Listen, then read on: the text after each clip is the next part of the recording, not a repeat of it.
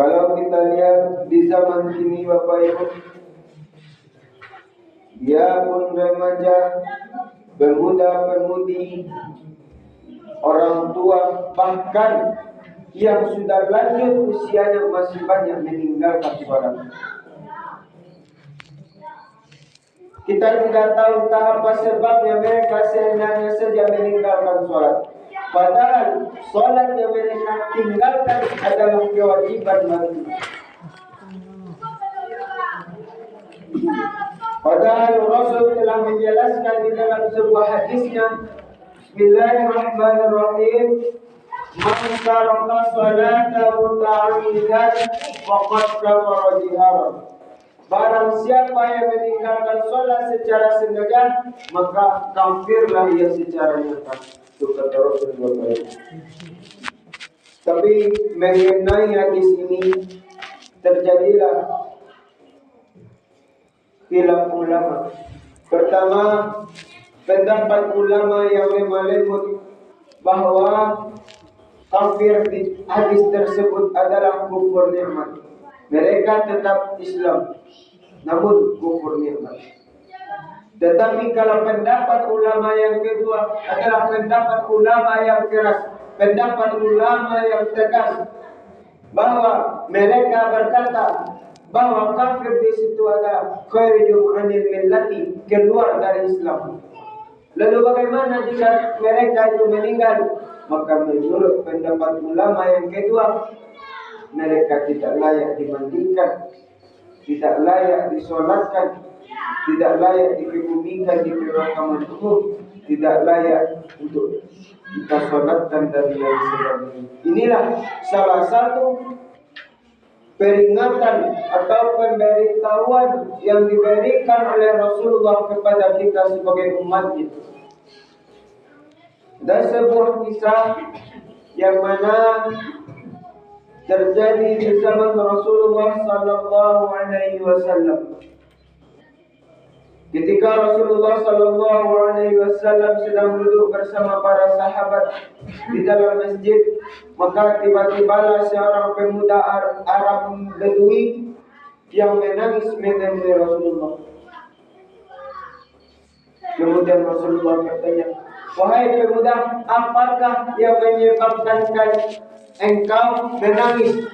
Kemudian pemuda menjawab, "Wahai Rasulullah, ayah saya telah meninggal dunia, namun tidak ada orang yang mensolatnya, tidak ada kain kafannya." Maka Rasulullah mengutus Sayyidina Abu Bakar dan Umar untuk melihat kondisi ayah anak tersebut. Setelah sampai Sayyidina Abu Bakar dan Umar di rumah anak tersebut, maka Umar bin Khattab dan Abu Bakar melihat bahwa wajah ayah anak pemuda tersebut telah berubah menjadi babi hutan. Maka kembali lagi mereka tadi menemui Rasulullah, melapor kepada Rasulullah, "Ya Rasulullah, kami telah melihat kondisi ayah pemuda tersebut. Kami melihat dengan nyata, kami melihat dengan jelas bahwa wajah ayah pemuda tersebut telah berubah menjadi babi hutan yang hitam."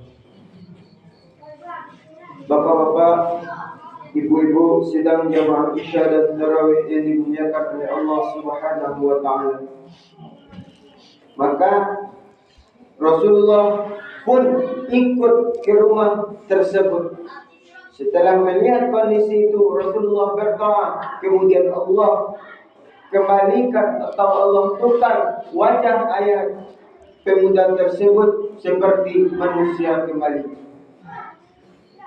Setelah disolatkan, kemudian ketika hendak dikuburkan, maka wajah ayah pemuda tadi kembali ditukar oleh Allah menjadi babi hutan yang hitam.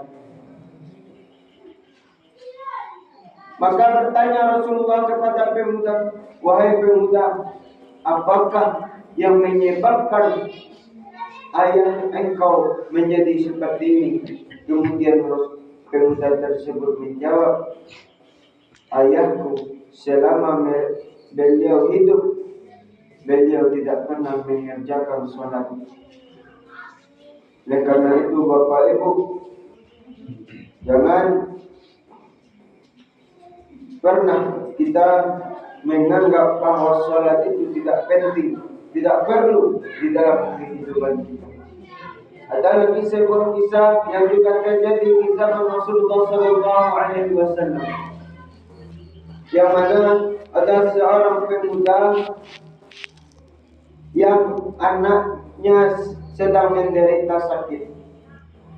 Kemudian pemuda tersebut bernazar, seandainya anakku sehat, maka aku akan meminum air kencing anjing. Tak lama setelah itu, dak tapek sarapang padi betul nibalah kepadaku, indak tapek sakanda hati karena Allah dan balaku, maka sehatlah anak pemuda tersebut.